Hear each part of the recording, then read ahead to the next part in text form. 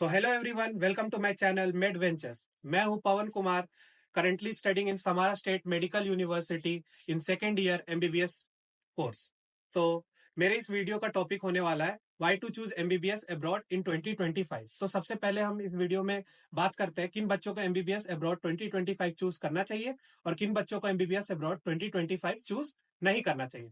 तो सबसे पहले हम लोग बात करते हैं किन बच्चों को एमबीबीएस अब्रॉड 2025 चूज नहीं करना चाहिए। तो जो बच्चे नीट के फर्स्ट अटेम्प्ट में मोर देन 500 का जो स्कोर है वो अचीव कर पा रहे, सो वो लोग प्लीज एक ड्रॉप और ले और वो लोग ट्राई करें कि उनका जो कट ऑफ का जो स्कोर है, जो मिनिमम रिक्वायरमेंट है कट ऑफ की, वो अचीव करने की, और ट्राई करें कि उनको इंडिया ही में गवर्नमेंट मेडिकल कॉलेजेस मिल जाए।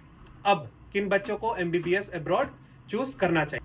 अब जो बच्चे जिनका नीट में सिलेक्शन या कट ऑफ स्कोर नहीं आ पा रहा है और वो लोग अपने लाइफ का 1 से 2 अटेम्प्ट वेस्ट कर चुके हैं नीट पे, तो उन बच्चों को एमबीबीएस अब्रॉड चूज करना चाहिए। दूसरे बच्चे जिनका फर्स्ट अटेम्प्ट में मोर देन 500 नंबर वो लोग नीट में स्कोर नहीं कर पा रहे, तो उन लोग को भी एमबीबीएस अब्रॉड चूज करना चाहिए। तो इस वीडियो का जो सेकंड टॉपिक है why to choose MBBS abroad in 2025, तो सबसे पहला जो हम लोग बात करते हैं वो है एनएमसी की गाइडलाइंस। तो इस रिलेटेड मैं एक डेडिकेटेड वीडियो बनाऊंगा। सबसे पहले एनएमसी की जो फर्स्ट गाइडलाइन है वो कहती है कि आपका जो होल 6 ईयर का जो कोर्स होता है वो आपका इंग्लिश मीडियम में होना चाहिए। दूसरी चीज, एनएमसी ने कहा है कि जो यूनिवर्सिटी या जिस भी कंट्री में आप एमबीबीएस करने जा रहे हो वो यूनिवर्सिटी आपकी WHO रिकॉग्नाइज्ड होनी चाहिए, एनएमसी लिस्टेड होनी चाहिए। अब तीसरा जो पॉइंट उन्होंने कहा है कि इंडियन लाइक कोर्स या इंडियन लाइक करिकुलम किसी भी यूनिवर्सिटी आपको प्रोवाइड कर रही है या कोई सा भी कंट्री आपको प्रोवाइड कर रहा है, वहां पे आप एडमिशन ले सकते हो।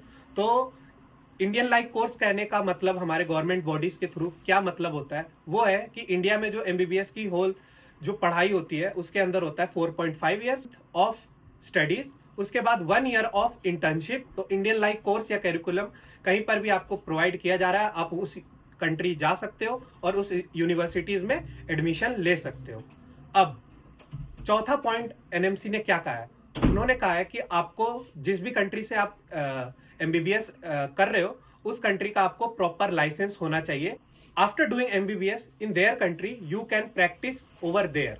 तो इसका मतलब आप मान लो फॉर एग्जांपल रशिया से एमबीबीएस कर रहे हो, जॉर्जिया से एमबीबीएस कर रहे हो, उज्बेकिस्तान से एमबीबीएस कर रहे हो, तो आपको उन कंट्री का लाइसेंस टू प्रैक्टिस, आप वहां एज अ डॉक्टर प्रैक्टिस कर सको, वो लाइसेंस एनएमसी ने मांगा है।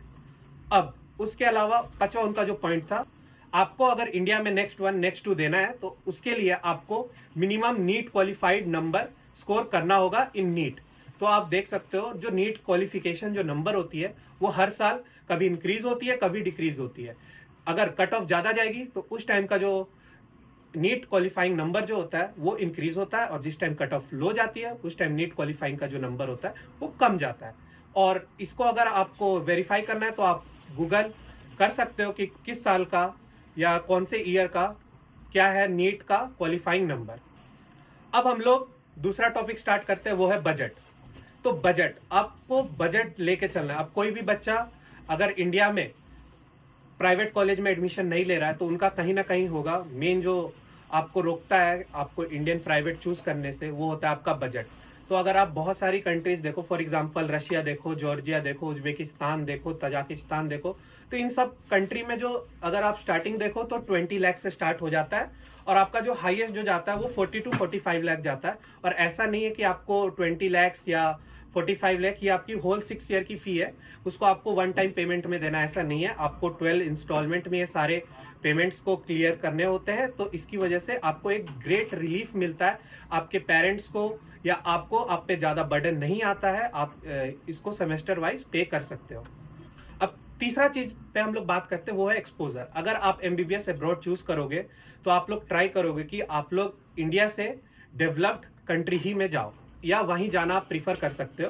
तो आप जैसा देख सकते हो रशिया, जॉर्जिया, तो ये सब जो कंट्री है वो इंडिया से वेल डेवलप है, जिसके कारण आपको यहाँ पे एक्सपोजर ज़्यादा मिलेगा, आपकी जो स्टैंडर्ड ऑफ लिविंग है उसमें भी एक एलिवेशन आपको दिखाई मिलेगा, आपका यहाँ जो इंफ्रास्ट्रक्चर है वो बहुत ज़्यादा ह्यूज है, वेल मेंटेन्ड है। तो आप यहाँ देख सकते हो किस हिसाब का आपको एक्सपोजर प्रोवाइड होता है। अब हम लोग चौथा जो पॉइंट डिस्कस करने वाले हैं वो है एक्सपीरियंस। अब फॉर एग्जाम्पल मैं अपनी बात करता हूँ, मेरी जो यूनिवर्सिटी है वो है समारा स्टेट मेडिकल यूनिवर्सिटी। इसका जो स्टैब्लिशमेंट ईयर था वो था 1919। तो आप देख सकते हो इनको जो मेडिसिन पढ़ाने का एक्सपीरियंस है वो मोर देन 100 ईयर्स है। मीन्स एक सेंचुरी बीत गए इनको सिर्फ मेडिसिन पढ़ाते पढ़ाते। तो आप सोच सकते हो किस टाइप का इनके पास एक्सपीरियंस होगा, वो भी सिर्फ मेडिसिन पढ़ाने का। हमारी जो ये यूनिवर्सिटी है वो सिर्फ मेडिसिन ही पढ़ाती है, जिसमें वो MBBS, जिसको यहाँ पे ये जनरल मेडिसिन डिफाइन करते हैं। ये एकदम सेम वर्ड होता है, अगर आप इंडिया में MBBS कह रहे हो और यहाँ उसी कोर्स का जो मतलब आप सिनोनिम कह सकते हो वो होता है यहाँ पे जनरल मेडिसिन। उसके अलावा यहाँ पे आपका डेंटिस्ट, जो आप BDS कहते हो इंडिया में, यहाँ पे डेंटिस्ट कहते हैं। उसके अलावा यहाँ पे नर्सिंग वगैरह, ये सारे कोर्सेज की ये लोग प्रैक्टिस करवाते हैं और एडमिशन लेते हैं। तो आप देख सकते हो यहाँ का जो एक्सपीरियंस है वो भी बहुत ज़्यादा है। तो जैसा आप देख सकते हो ऑरेनबर्ग स्टेट मेडिकल यूनिवर्सिटी, इनका भी जो स्टैब्लिशमेंट ईयर था वो था 1941। तो इनको भी आप देख सकते हो मोर देन 75 ईयर्स हो चुके हैं, वो भी सिर्फ मेडिसिन पढ़ाते हुए।